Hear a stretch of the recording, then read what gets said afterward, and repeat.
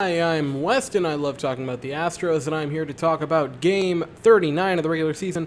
Astros over the Rangers 10-4.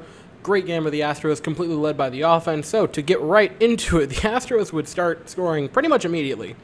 Second inning, Yuli Gurriel would walk, Carlos Correa would draw a walk. Tucker, after falling down in the count, 0-2, would battle back to score Yuli on a single and move Correa over to third, making it a 1-0 ball game relatively quickly. After that, Straw would single to make it a 2-0 ball game. Maldonado would single to load the bases. Garcia would strike out, but Brantley with a sac fly would make it a 3-0 ball game, and that was it for that inning. But three-spot already, and it's the second inning. In the third, Jose Trevino would single to score Isaiah Kiner-Falefa.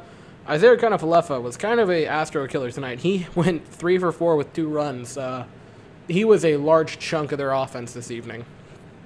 And in our part of the third, we would start to really run away with the game. Yordan Alvarez would single. Yuli Gurriel would single by hitting the pitcher, which looked a little painful, but he stayed in the game, so it wasn't anything bad. Correa would walk to load him up for Kyle Tucker. He would single to make it a 4-0 or a 4-1 ball game. Straw would walk to make it a 5-1 ball game. Maldonado would walk to make it a 6-1 ball game. Garcia would ground into a double play, but he would score Kyle Tucker to make it a 7-1 ball game. And it's the third inning.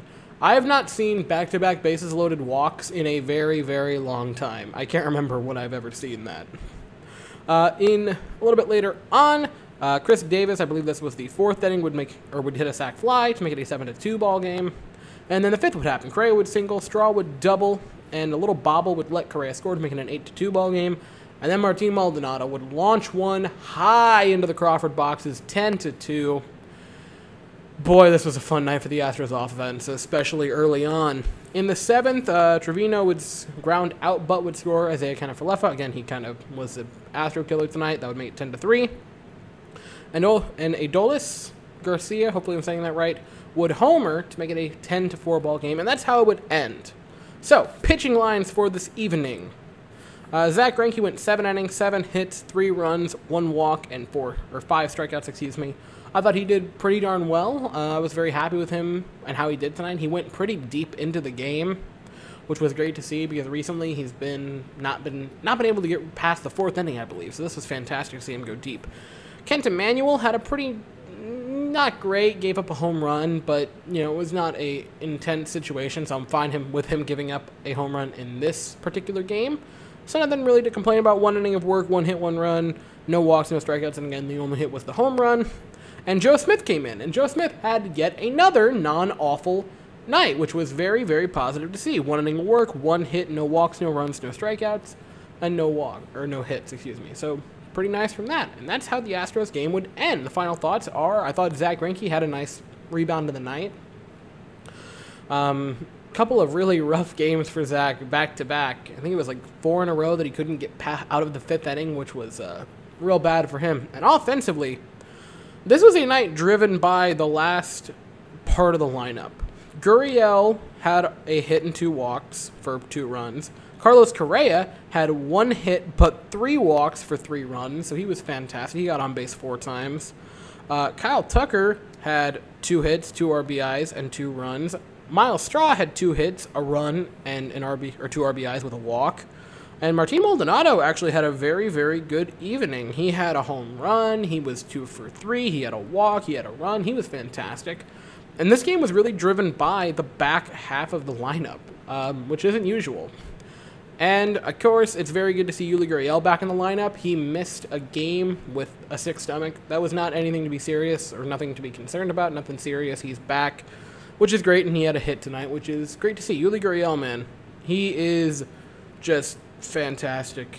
Oh man, this is an exciting game because all I can think of when watching a game like this for the Astros is they're starting to heat up, man. They are starting to heat back up and be that team that we know they're capable of being. We know they're a good team. We know that when all the cylinders are clicking right, they're nearly unstoppable. And again, tonight was a night where when you have teams like this that are built very good with depth, right? Because we are a very good depth team, hitting-wise. The great part about that is games like this can happen where, your top couple players, Brantley, Bregman, Yordan, Altuve had an off day, Nothing to be concerned about there. That was just a rest day for Altuve. Nothing, don't freak out, guys. That was just normal. That was expected. That is fine. He is not injured. They were just saying, hey, we're giving you a night off. Nothing wrong there. But nights like this, when your top guys, your Bregmans, your Jordans, and your Brantleys, you know, don't really have anything going, and again, probably your, maybe not your best hitter, but, you know, Altuve, who's always been a very good hitter for the Astros, is off. When they don't have good nights, it's fine. Back half really picked them up. The entirety of the offense pretty much was just the back five. It was Yuli who had a hit. You know, there was Correa being insane, Tucker, Straw, Maldonado. They picked up the tab tonight, which is fantastic to see. The Astros are now 7-3 in their last 10. They've won 4 in a row. They have a plus 51 run differential, which is second in all of baseball, only behind the White Sox. They're well above 500, 5 games now above 500, which is higher than we ever were last year. And we're only a game and a half behind the Oakland Athletics for the division lead, which is great to see. We're starting to really make up some ground there, which is super encouraging. I knew that they would come out of it.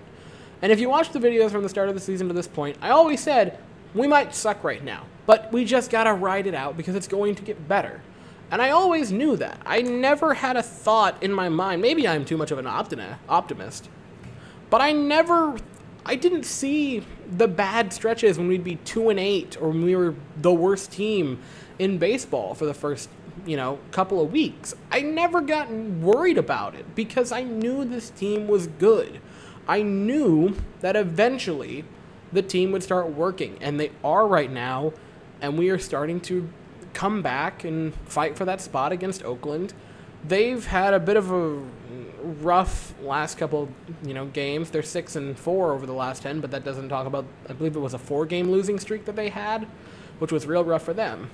I think by the end of June, we'll have the division lead by, I'm going to say 4 games, just because I'm very confident in this team. This was a great team win, especially the back half, like I've said a few times, and great to see Greinke getting back on track.